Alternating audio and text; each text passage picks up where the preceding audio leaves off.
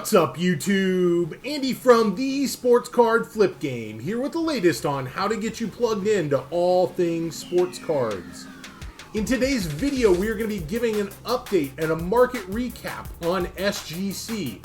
We're going to harken back to one of my older videos and give you an update on where my SGC order is at, and also a little bit of update from SGC as a company as to their overall service times. If you haven't already yet, go ahead and hit that sub button. Would love to have you join the team, and be sure to turn on the bell notification as well so you can be notified of when I've got new videos coming out. I took a little bit of a break. Don't hate me too much, right? But I need a little bit of downtime. I had the 4th of July, had a friend's wedding, had my birthday. So I'm back on the grind now. Really want to be able to give you guys some good content on what the latest hobby news is and how to help keep you plugged in, so that way you can keep you up on your game and be informed and know about what's going on. One of the things that I've been very proud of is providing you all good content over the last few months about SGC. And they've really made a name for themselves kind of as an up-and-comer and a third alternative in the grading market when looking at and comparing to PSA and BGS. So obviously, if we kind of harken back to March and April and early May, a lot of us went through and did our first submissions with SGC. I was one of them. I sent a 20 card order to them. It was actually submitted to SGC on May the 9th. The thought was, oh, perfect, right? It's going to come back around in a 20 business day turnaround time. Well, here it is. It's July the 24th. I don't have cards yet, so I'm trying to be, realistic. I don't want to bash SGC. I want to give you guys a very unbiased presentation of where SGC is at. And I've been working on trying to come up with a video and a good way to present that to you in a way that isn't too harsh. And one of the things that came up when I was looking at my order this morning was a letter from Peter, the president of SGC, and I'll link that down in the description below. And he addresses, kind of SGC's rise in quarantine and sort of how they've really come about and scaled their operation effectively. All certainly super good things.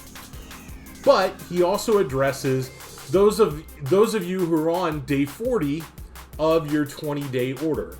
And I certainly fit into that category. If you actually do the math and you look at May the 9th and you look at the sheer business days from May the 9th, I'm on 53 day of my 20-day order. So 2.5 times the actual service level agreement, or the SLA, for that actual turnaround. And what you've got to keep in mind is that, that's obviously a little bit different and a lot longer than what I was really originally anticipating with SGC.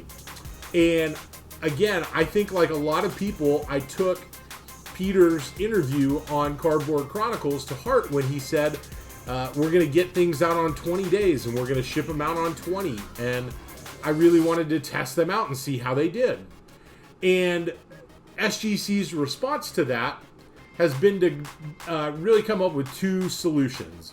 And it's a differentiation on one, if my cards I can wait, kind of a denotion there by the submitter, and those services still start at $10 a card to be able to then have them graded, but perhaps not with a specific SLA tied to it, or a 20 business day return tied to it.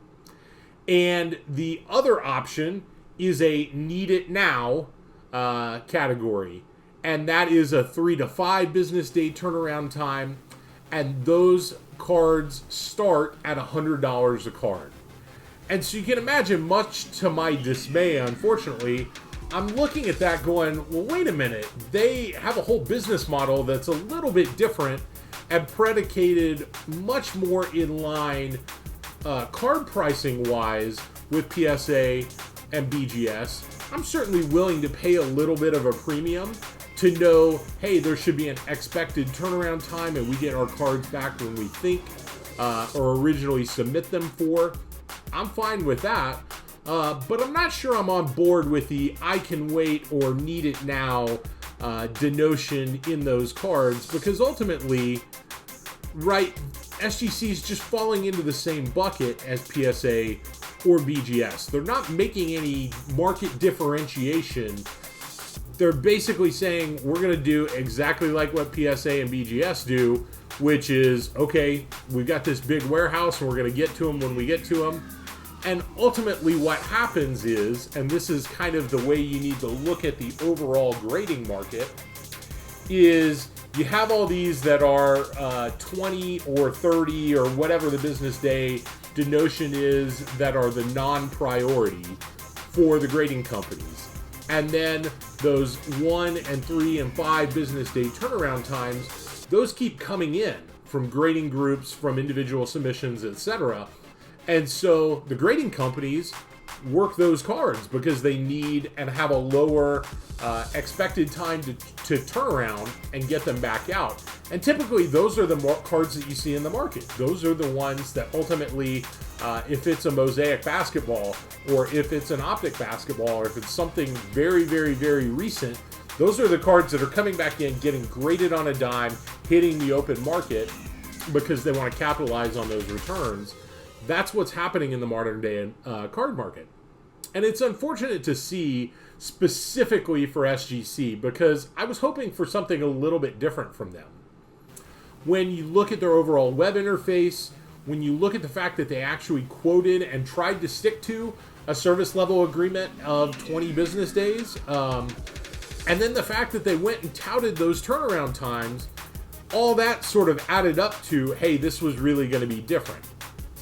And what I would have liked to have ultimately seen from SGC, and certainly, right, like if Peter sees this or somebody from SGC sees this, where I think you guys could still pivot and make a name for yourself, and what I'm really rooting for you is to provide additional transparency into the overall supply chain, right, and into that grading so that we know, hey, if it's been 30 or 40 business days and we're still a bajillionth in the queue, I'm not going to expect anything, right, that next day. I'm not going to wait patiently or update, my SGC profile to see what's going on.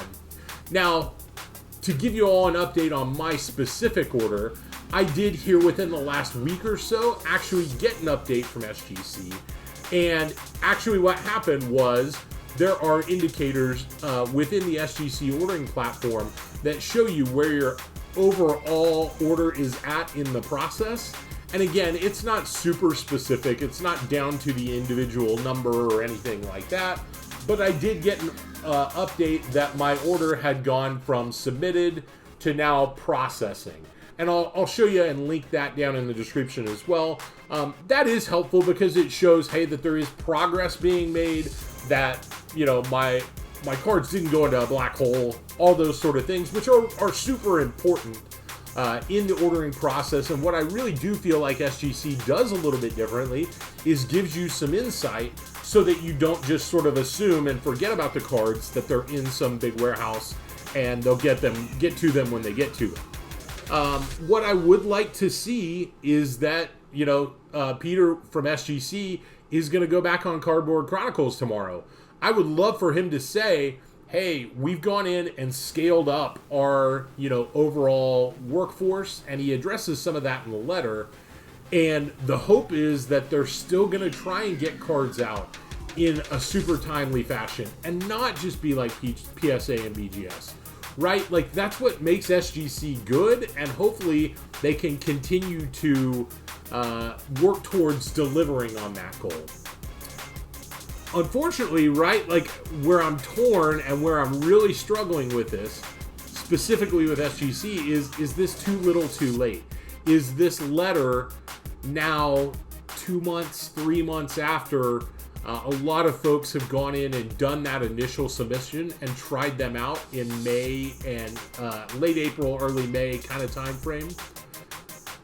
you know, is it going to turn a lot of people off? Is it going to give them a sour taste in their mouth where they're never going to use SGC again, and it's just going to be a blip in the market?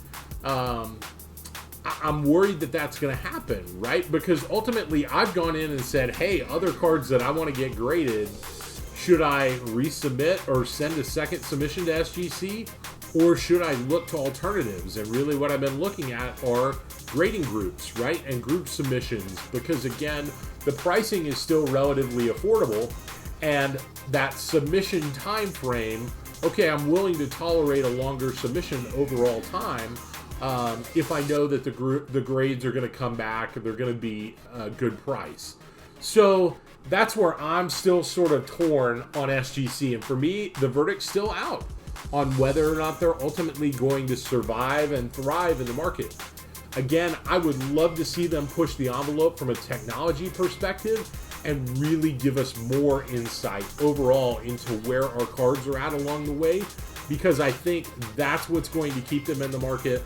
That's what's going to help solidify them as a player. That's what's ultimately going to make the difference, so that we know with SGC that they will be able to sustain these SLAs and turnaround times. So that's going to do it for today's video. I would love to know what you all think about SGC. Have you kind of been burned by them in this last go around?